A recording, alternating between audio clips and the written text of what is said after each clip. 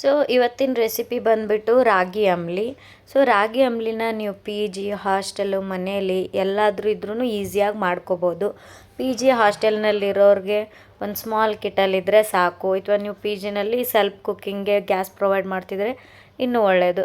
So ರಾಗಿ ಬಗ್ಗೆ ನಿಮ್ಗೆ already ಗೊತ್ತೇ ಇದೆ, ಹೈ ಕ್ಯಾಲ್ಶಿಯಮ್ ಇರುತ್ತೆ ರಾಗಿಯಲ್ಲಿ. ಎಲ್ಲ ಸಿರಿಧಾನ್ಯಗಳಿಗೆ ಕಂಪೇರ್ ಮಾಡಿದರೆ ರಾಗಿನಲ್ಲಿ ಜಾಸ್ತಿ ಕ್ಯಾಲ್ಸಿಯಮ್ ಇರುತ್ತೆ. ಮತ್ತು ವೆಯ್ಟ್ ಲಾಸ್ ಜರ್ನಿಯಲ್ಲಿ ತುಂಬಾ ಇಂಪಾರ್ಟೆಂಟ್ ರೋಲ್ನ ಪ್ಲೇ ಮಾಡುತ್ತೆ. ಹಾಗೆ ಬ್ಲಡ್ ಶುಗರು ಮ್ಯಾನೇಜನ್ನ ಕೂಡ ಚೆನ್ನಾಗಿ ಮಾಡುತ್ತೆ. ಸೊ ಇಷ್ಟೆಲ್ಲ ಬೆನಿಫಿಟ್ ಇರೋ ಈ ರಾಗಿ ಅಂಬ್ಲಿನ ಹೆಂಗೆ ಮಾಡೋದು ಅಂತ ನೋಡೋಣ ಬನ್ನಿ.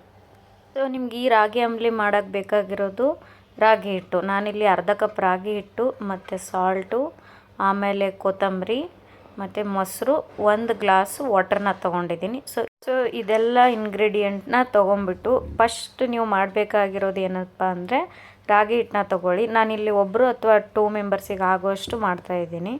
ಸೊ ನಾನು ಅರ್ಧ ಕಪ್ ರಾಗಿ ಹಿಟ್ಟನ್ನ ತೊಗೊಂಬಿಟ್ಟು ವಾಟ್ರ್ ಹಾಕ್ಕೊಂಬಿಟ್ಟು ನೀಟಂಗೆ ಪೇಸ್ಟ್ ಮಾಡ್ಕೊಳ್ಳಿ ಇದನ್ನು ನೀಟಂಗೆ. ಯಾಕಂದರೆ ಒಂಚೂರು ಗಂಟಿರಬಾರ್ದು. ಇದು ನೀವು ಡೈರೆಕ್ಟೇ ಕುದಿಯೋ ನೀರಿಗೆ ಏನಾದರೂ ಹಿಟ್ಟನ್ನ ಹಾಕಿದರೆ ಅವು ಗಂಟು ಬರುತ್ತೆ.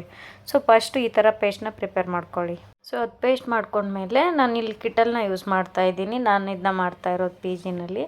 ಸೊ ಗ್ಯಾಸ್ ಇಲ್ಲ. ಸೊ ಕೆಟಲ್ನಲ್ಲಿ ಬಂದ್ಬಿಟ್ಟು ನಾನು 1 ಗ್ಲಾಸ್ ಆಫ್ ವಾಟರ್ನ ತೊಗೊಂಡಿದ್ದೀನಿ. ಸೊ 1 ಗ್ಲಾಸ್ ವಾಟರ್ ತೊಗೊಂಡ್ಬಿಟ್ಟು ಇದು ಬಾಯ್ಲ್ ಆಗೋವರೆಗೂ ಬಿಡಬೇಕು. ಸೊ ಇದು ಬಾಯ್ಲ್ ಆದಮೇಲೆ ನೀವು ಮಾಡಿರೋ ಪೇಸ್ಟ್ ಮಾಡಿರ್ತೀರಲ್ವ, ಅದನ್ನು ಈ ಬಾಯ್ಲ್ ಆದಂಥ ವಾಟರಿಗೆ ಹಾಕ್ಬಿಟ್ಟು ನೀಟಾಗಿ ಸ್ಟರ್ ಮಾಡ್ಕೊತ ಇರಬೇಕು ಕಂಟಿನ್ಯೂಯಸ್ ಆಗಿ. ಯಾಕಂದರೆ ಅದಕ್ಕೆ ಯಾವುದೇ ರೀತಿಯಾದಂಥ ಲಂಪ್ಸ್, ಈ ಗಂಟುಗಳು ಬರಬಾರ್ದು. ಅದರಲ್ಲಿ ಗಂಟು ಬಂತಂದರೆ ಸರಿ ಆಗಂಗಿಲ್ಲ. ಸೊ ಈ ಥರ ಮಾಡ್ಕೊಳ್ಳಿ. ಹೀಗೆ ಸ್ವಲ್ಪ ಹೊತ್ತು ಸ್ಟರ್ ಮಾಡಿಬಿಟ್ಟು ಆಮೇಲೆ ಬಿಡಬೇಕು. ಅದು ಈ ಕುದಿ ಬರ್ತಿದೆ ಅಲ್ವಾ, ಹಾಗೆ 3 ಕುದಿ ಬರಬೇಕು. ಸೊ ಅದರಲ್ಲಿ ನಿಮ್ಗೆ ರುಚಿಗೆ ತಕ್ಕಷ್ಟು ಸಾಲ್ಟನ್ನ ಇವಾಗಲೇ ಹಾಕ್ಕೋತಿದ್ರೆ ಇವಾಗಲೇ ಹಾಕ್ಕೊಳ್ಳಿ. ಇಲ್ಲ ಅಂತಂದರೆ ಆಮೇಲೆ ಹಾಕ್ಕೋತೀನಿ ಅಂದರೂ ಆವಾಗಲೂ ಫೈನು.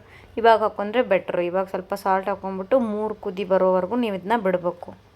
ಒನ್ಸ್ ಇದೆಲ್ಲ ಬಾಯ್ಲ್ ಆಗಿ 3 ಸಲ ಕುದಿ ಬಂದಮೇಲೆ ನಿಮ್ಗೆ ಅದೊಂದು ಸ್ವಲ್ಪ ರಾಗಿ ಸ್ಮೆಲ್ ಬರುತ್ತೆ, ಆಮೇಲೆ ಗೊತ್ತಾಗುತ್ತೆ. ಸೊ ಗೊತ್ತಾಗಲಿಲ್ಲ ಅಂದ್ರೂ 3 ಕುದಿ ಬರೋವರೆಗೂ ಬಿಡ್ರಿ. ಆಮೇಲೆ ಏನು ಮಾಡಿ ಅಂತ ಅಂದರೆ ನೀವು ಇದನ್ನು 1 ಅವರ್ ಅಥವಾ ಅರ್ಧ ಗಂಟೆ ಅಷ್ಟು ಕೋಲ್ಡ್ ಆಗಬೇಕು, ಫುಲ್ ತಂಪಾಗಬೇಕದು. ಸೊ ಫ್ಯಾನ್ ಕೆಳಗಾದರೂ ಇಡಿ ಅಥವಾ ನಾರ್ಮಲ್ ರೂಮ್ ಟೆಂಪ್ರೇಚರ್ನಲ್ಲಿ ಇಟ್ಬಿಟ್ಟು ಇದನ್ನು ಕಂಪ್ಲೀಟ್ಲಿ ಕೋಲ್ಡ್ ಆಗೋಕ್ಕೆ ಬಿಟ್ಬಿಡಿ. ಅದು ಒನ್ಸ್ ತಂಪು ಕೋಲ್ಡ್ ಆಗಿಂದ ಏನು ಮಾಡಿರಿ, ನಾನಿಲ್ಲಿ ಕೋಲ್ಡ್ ವಾಟರ್ನ ತೊಗೊಂಡಿದ್ದೀನಿ.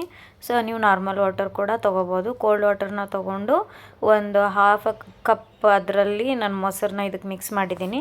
ಇದಕ್ಕೆ ಮಿಕ್ಸ್ ಮಾಡಿಬಿಟ್ಟು ನಿಮ್ಮ ಹತ್ರ ಕಡ್ಗೋಲಿದ್ದರೆ ಅದರಿಂದ ಮಜ್ಜಿಗೆನ ಮಾಡ್ಕೊಳ್ಳಿ. ನನ್ನ ಹತ್ರ ಇಲ್ಲ. ಸೊ ನಾನು ಏನು ಮಾಡಿದ್ದೀನಿ ಅಂದರೆ ಸ್ಪೂನಿಂದನೇ ನೀಟಾಗಿ ಸ್ಟರ್ ಮಾಡ್ಕೊಂಡಿದ್ದೀನಿ.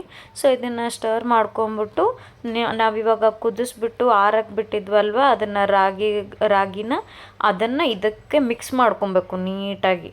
ಸೊ ಮಿಕ್ಸ್ ಮಾಡ್ಕೊಂಬಿಟ್ರೆ ಆಯಿತು, ಇಷ್ಟೇ ನಿಮ್ಮದು ರಾಗಿ ಗಂಜಿ ರೆಡಿ. ಸೊ ಇದಕ್ಕೆ ಗಾರ್ನಿಷಿಂಗಿಗೆ ನಾನು ಈರುಳ್ಳಿನ ಹಾಕಿದ್ದೀನಿ. ನಿಮ್ಗೆ ಈರುಳ್ಳಿ ಇಷ್ಟ ಇಲ್ಲ ಅಂದರೆ ಸ್ಕಿಪ್ ಮಾಡ್ಬೋದು. ನಂಗೆ ತುಂಬ ಇಷ್ಟ. ಸೊ ಅದಕ್ಕೆ ನಾನು ಮೇಲ್ಗಡೆ ಈರುಳ್ಳಿ ಮತ್ತು ಕೊತ್ತಂಬರಿನ ಮಿಸ್ಸೇ ಮಾಡೋಕ್ಕೆ ಹೋಗ್ಬೇಡಿ.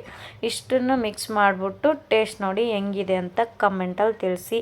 ಸೊ ಸಾಲ್ಟನ್ನು ನೋಡಿ ಅಡ್ಜಸ್ಟ್ ಮಾಡ್ಕೊಳ್ಳಿ. ಕಡಿಮೆ ಆಗಿದ್ದರೆ ಮತ್ತೆ ಸ್ವಲ್ಪ ಆ್ಯಡ್ ಮಾಡ್ಕೊಂಬಿಟ್ಟು ನೀವು ಇದನ್ನು ತಿನ್ಬೋದು.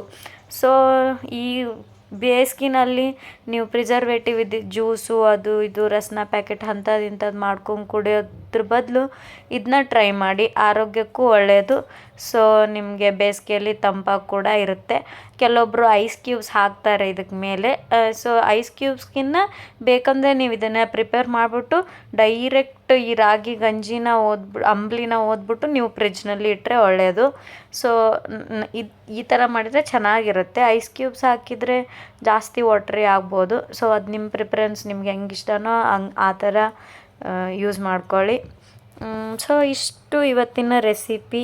ಮತ್ತು ಮುಂದಿನ ವೀಡಿಯೋನಲ್ಲಿ ಸಿಗೋಣ ಹೊಸ ರೆಸಿಪಿ ಜೊತೆ ಅಥವಾ ಹೊಸ ಪ್ಲೇಸ್ ಜೊತೆ. ಸೊ ವಿಡಿಯೋ ಇಷ್ಟ ಆದರೆ ಲೈಕ್, ಶೇರ್, ಸಬ್ಸ್ಕ್ರೈಬ್ ಮಾಡೋದನ್ನು ಮರಿಬೇಡಿ. So keep watching, stay happy. ಬಾಯ್.